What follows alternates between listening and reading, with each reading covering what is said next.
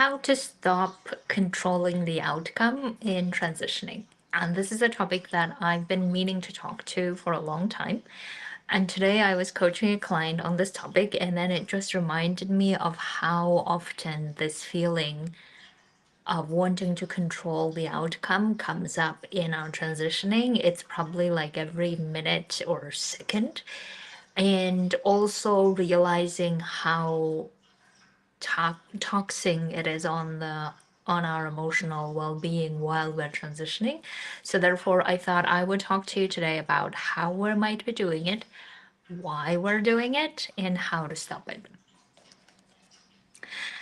So, the client that I was coaching on today, we were discussing people pleasing in relationships and how this comes up a lot in relationships, especially if we are the people pleasing type, like myself and my client, how she describes herself. And in that conversation, the way that we might be doing it, trying to control the outcome, right? By doing things that the other person want or we believe that other person wants, and therefore trying to satisfy or make them happy, and even if it cost us resentment, disappointment, disrespect toward ourselves, but still doing it because we believe that that will make them happy, right? So that is how we try to control the outcome, by making them happy, even if it costs us feeling unhappiness. In transitioning from job to job, especially in job interviews, this is also comes up very often when I coach clients on how we go to a job interview and we're trying to guess what the panel wants to hear. We're trying to say all the right things that the panel wants to hear, and therefore trying to control the outcome by believing that if we just say all the things that they want to hear, if we just say things in the way that they want to hear, then we will get the job, right? So that's the assumption, and therefore we're trying to control the outcome. And we, of course, in addition, tell ourselves that if I don't get this job, then it will be so bad. I will be in a worse situation. This has to work. And therefore, we try everything within our power to control the outcome. The same goes in business relationships, right? Especially in sales conversation. If you're starting your business for the first time, whether it's consultancy, whether it's coaching, whether it's selling some other service, a product, whatever it is, we come into a sales conversation feeling like, oh my God, I finally got someone book a sales conversation with me. Now it has to work, and I need to do everything that I can do to get that person signed up and buy my product or service and start getting paid, right? That's how we try to control the outcome. Now, why we do that, I think is very self-explanatory, or it's very clear as to why we do that, but I think we are not really recognizing, is that really a useful or even realistic reason, right? So the main reason why we control the outcome is we're afraid that if we don't control, we're not going to get the outcome. Or another assumption we have is that if we do control the outcome, we may be able to get to the outcome more likely than if we didn't.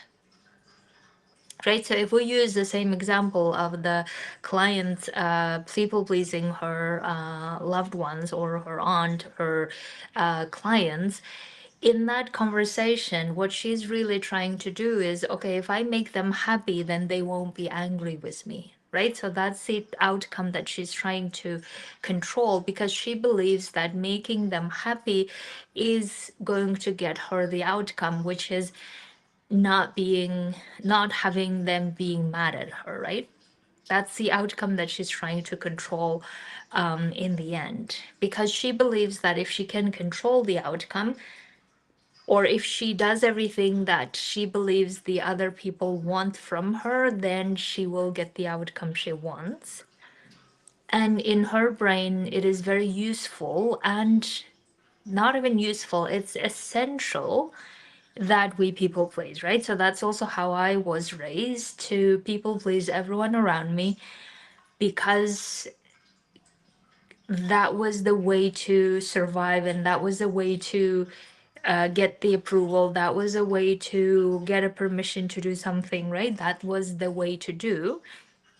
Therefore, we're naturally inclined to believe that if we are able to control that outcome, then everything will be fine. There will be peace, there will be safety, there will be security. Without realizing that we actually can't control the outcome. And I think that's such a hard thing to accept for many people, that no matter what we do, no matter how much we do, we may still not be able to make other people happy.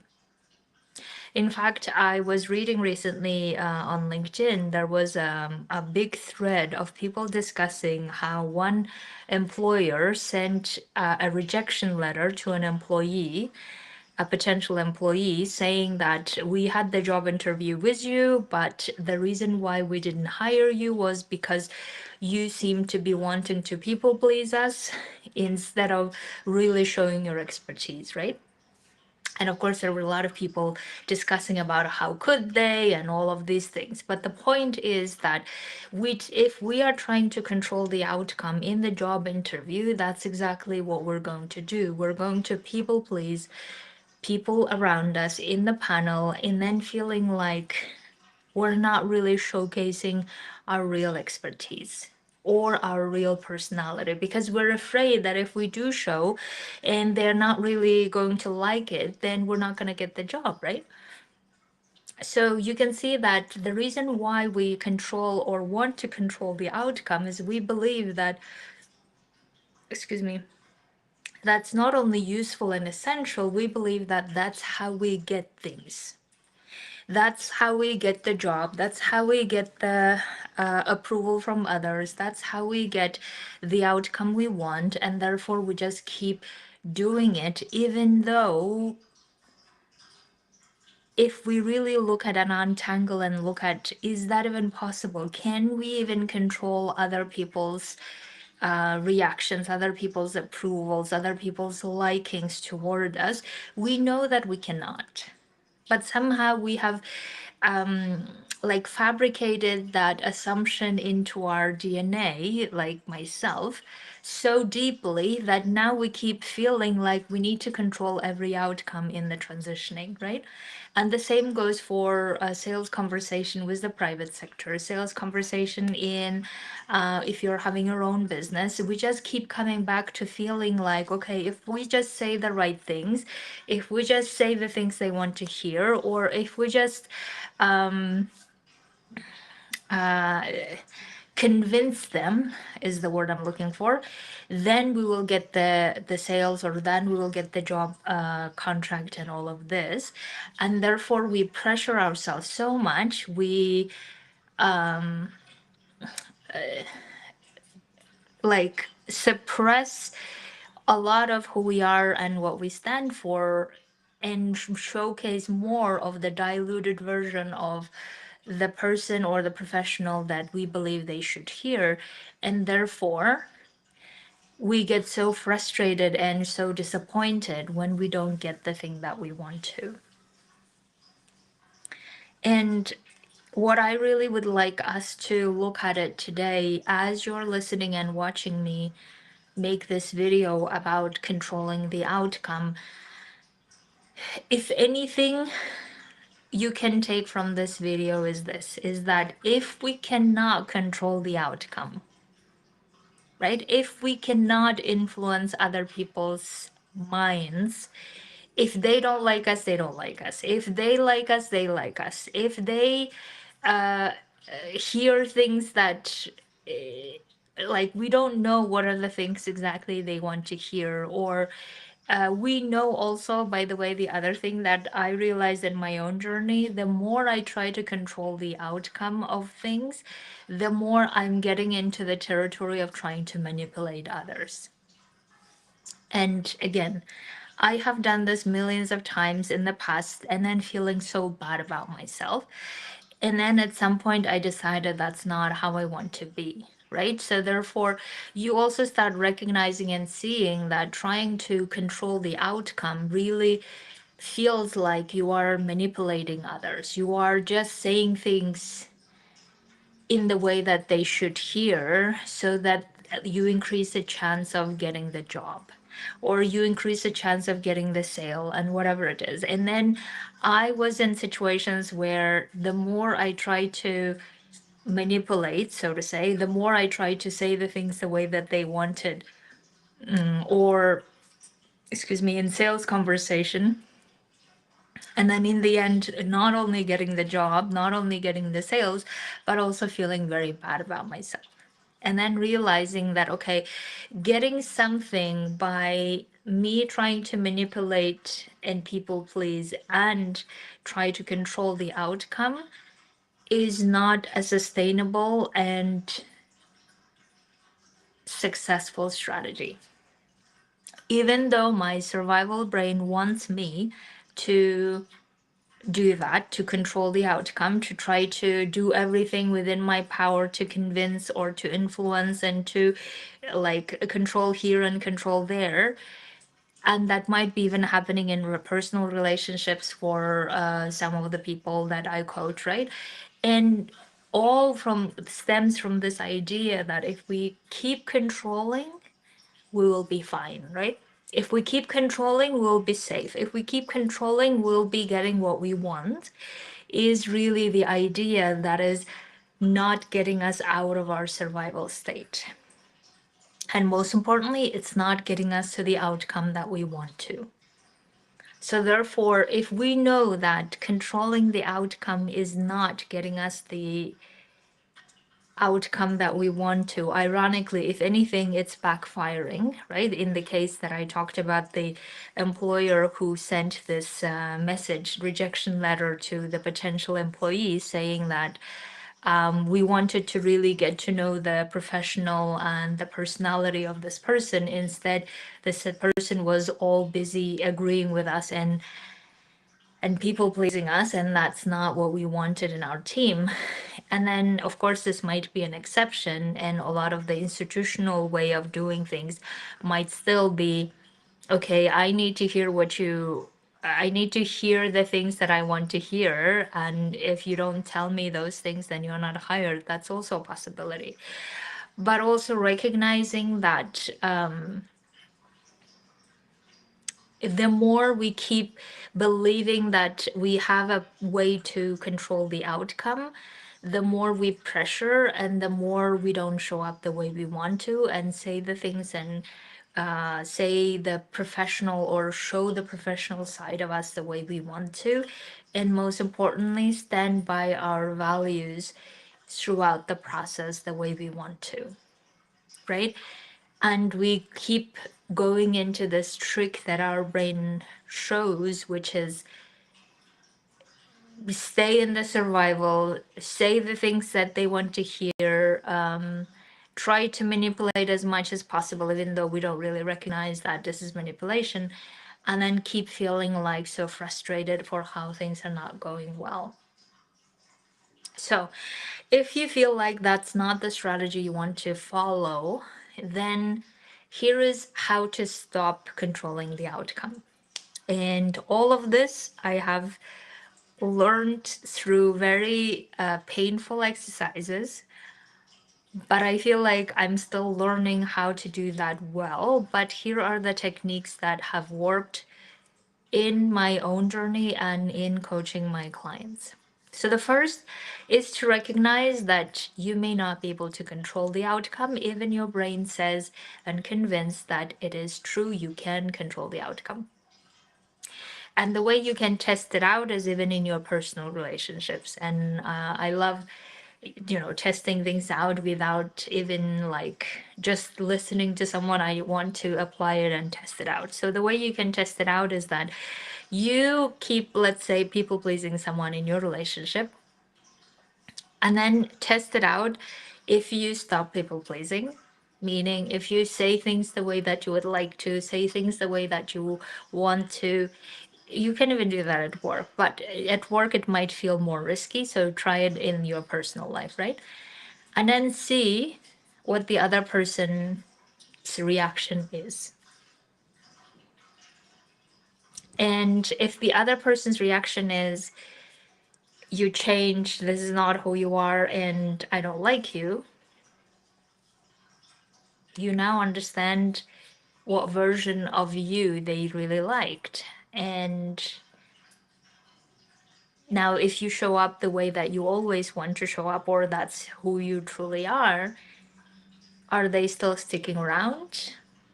And if they do, then that might be the relationship that you are building. The same experiment I used to do at work, I used to do at work with some of the people. I realized that if I say, okay, I don't want to control the outcome, meaning I don't want to control how they react. I don't want to control how they approve me or not approve me and all of these things. Can I just say things the way that I believe should be done or decided and whatever it is? And then I have tested out and I have tested to see what their reaction will be. And I realized that the people who I wanted to build relationship with, they respected and liked me and wanted to continue a professional relationship, even if I said all the things the way I wanted to. And the same goes for a job interview. I did it at some point, also realizing, okay, I don't want to just keep feeling like I have to say things in this particular way or in this, whatever it is, so that I can fit the boxes, because I want to have this freedom to say, okay, I would like to solve this way and this way. And if they accept it and want to work with me on this, amazing. And if they don't, we're not a good match, and that's okay. And I'm accepting it. I don't want to be shoving myself into the boxes just because I have a survival brain screaming about how we should be paying the bills and all of those things. Because if I keep listening to my survival brain, I will always be in the survival mode, and I didn't want to be in that anymore. So you can test it out for yourself. So the more you realize, okay, I cannot control the outcome even if I wanted to. I cannot control other people's reactions even if I wanted to. And if that is true, then how might I show up in that conversation? How might I answer that question in the job interview? How might I conduct the sales conversation with the private sector in a way that truly represents, this is how I do things, this is what I help you solve, this is what it is? Is this something that you would be interested in, or that's not yours? And then having that conversation. Right? So once we start understanding that A, we cannot control things, and B,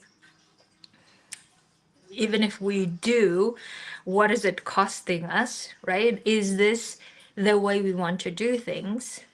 And if we realize, no, that's not how we want to do things, like I said, I didn't want to do things in manipulative ways anymore, right? Therefore, I was like, okay, if I keep trying to guess and find out how they like and what they like and whether they approve me, they don't approve me, I am just so tired of doing that, and I don't want to do that anymore. So therefore, I would like to show up as me saying, this is how I do things and this is what I do.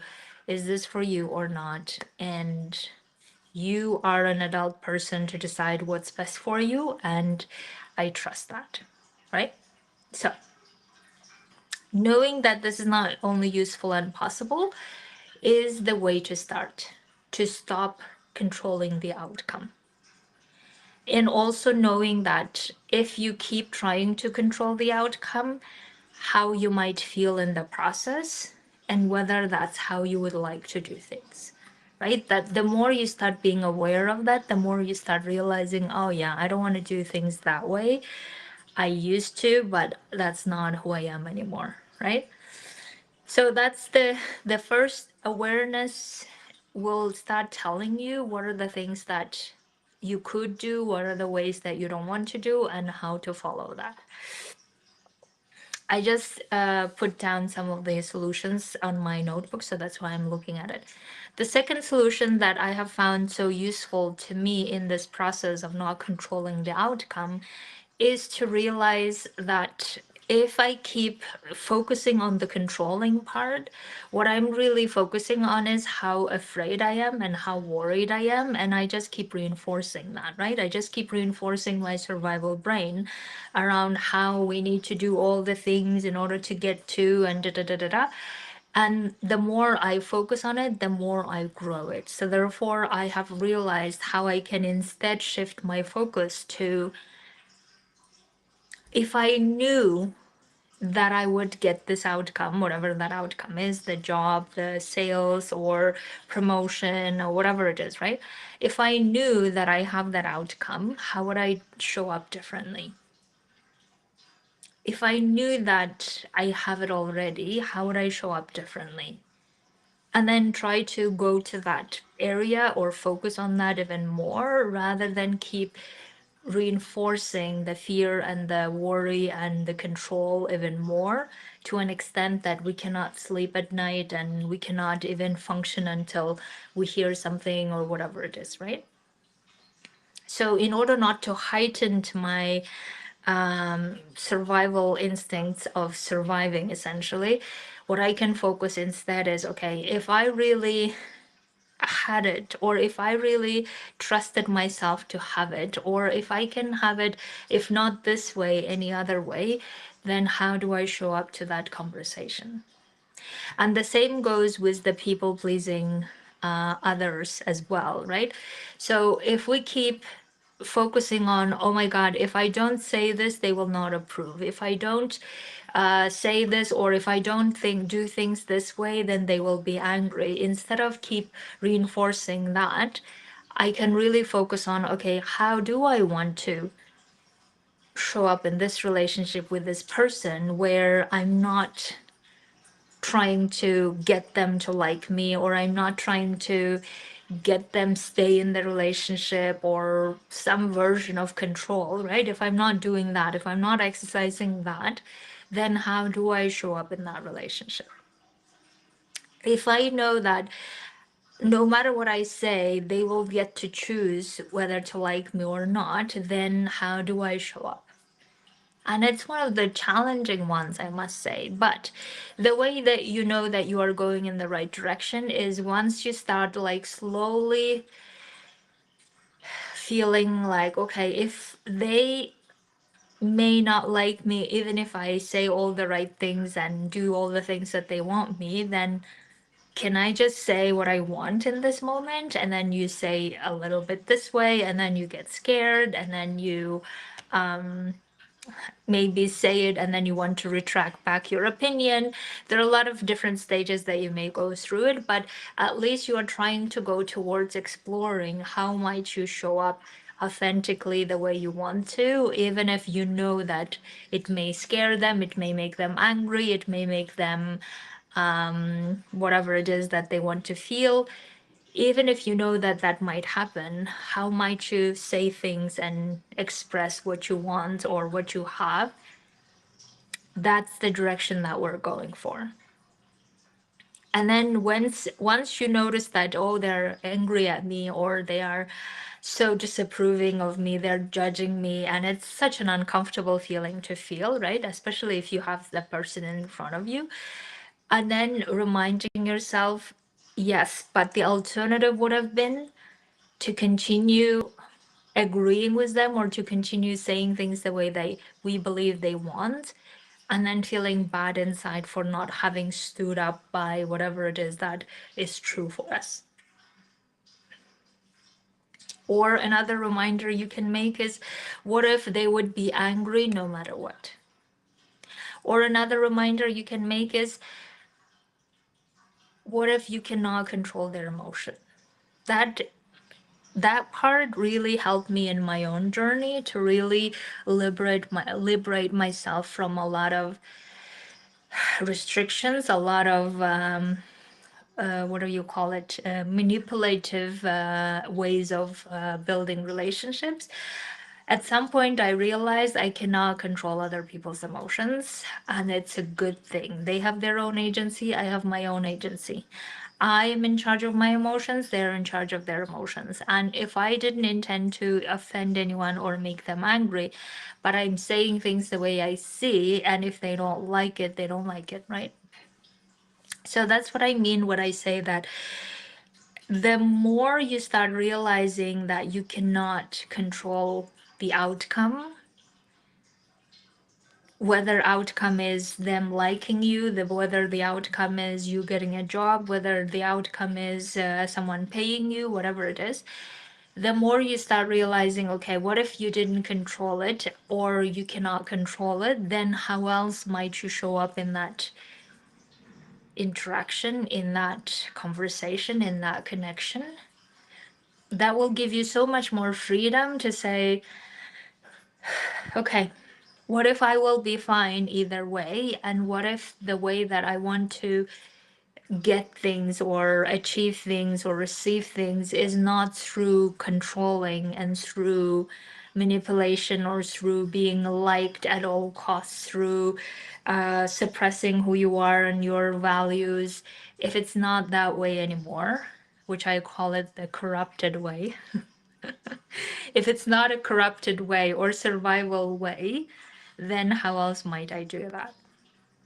Right? And that's, I would like for you to explore with yourself and see how that feels. And it feels not only so much liberating, but it removes a lot of this brain noise around, oh, I should have said this one, I should have said that one, why didn't I think of this way, oh, they looked at me funny, maybe they were judging me this way, and if I said this then they wouldn't have judged, and the whole BS thing that our brains offer, right?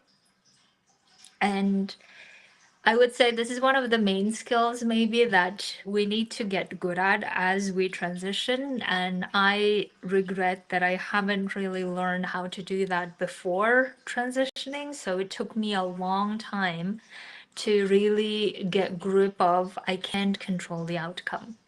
As much as I would like to, as much as my brain believes that if I do just this thing and if I do just that thing, then the outcome will be ours. That is so taxing on not only emotional well-being but our physical well-being, right? And most importantly, in my case, it messes up the way I want to say things. It messes up the way that I want to express myself, especially in job interviews, because I forget all the things that I want to say, especially if someone in the panel looked at me in a way that I felt judged, then I would forget all the things, you know, the feeling. And then like trying to grapple back to okay, what was I saying and how am I going to say for the rest of the conversation, that happens. And I was just like, I'm so tired of that. I no longer want to be part of that type of behavior and showing up as me. So that's why I'm choosing the alternative. Okay, if I can't control the outcome, then what if I don't control anything at all? Can I do that? And detachment and what is the other word? Surrendering. Yes, surrendering is the word. Were the difficult things to exercise, but I'm getting very good at it now as I realize, okay, I can't control anyway. It's an illusion. I can't act from manipulation or from scarcity and from survival the whole time, because that's not who I am and that's not who I want to be anymore. And if I genuinely believe that I can have this outcome, I'm capable of having this outcome, whatever that is, then why am I doing all of this tricks and whatever BS things that I don't even approve myself, right? Why am I doing that? And then once you start recognizing that, then everything starts changing. So my judges, I hope that I was able to not only explain such an intricate somewhat topic, but also explain how you can stop doing that, and especially stop doing that to yourself. Because that's really what I would like for everyone to recognize, is that whatever we are doing, we're doing it to ourselves, right? Like in the end, we're experiencing those feelings. If we are in the control state, we're experiencing fear, worry, and disappointment, and whatever other emotions all the time. That's within our own system. Even if we are maybe angry with others or the system or whoever, we're still the one experiencing it. And we are still the one bearing the consequences of those emotions. And if we recognize that's not what we want to experience, especially in hard times like transitioning, then we may need to at least realize that, okay, this I cannot control, this I cannot control. But of course, also, by the way, maybe the other side of the coins that I didn't really talk much about today, which is then giving up and saying, I can't do anything. Right? That might be also another extreme that you might go to. I went to so many of those extremes where I was like, I don't think this is happening. I don't think this meant to work. I don't think it's going to work. And then just giving up. That's also not what we want. So what we want instead is, okay, if I show up my powerful, confident, trusting, grounded self and believe that I can get the outcome that I want, what are the ways that I will go and do that regularly, systematically, without manipulation and pressure and killing ourselves and dying for it and all of those things. If we like take those from our equation, then how might we go through this process of transitioning where we're not going into the extremes? And the extremes are where the survival is really controlling us, right? 'Cause that's what survival does. Survival makes us always go to extremes of either we're fully in and doing everything within our control or even more, or we are giving up and just like, nothing's going to work. Those are the extremes we don't want to be in. So that's why we need to find our own way of doing things without controlling the outcome. How can we do that? And that's what we need to learn. Okay, my dears, if you would like my support on this, please come coach with me. In the meantime, thank you so much for being with me and watching this, and keep supporting me in this journey.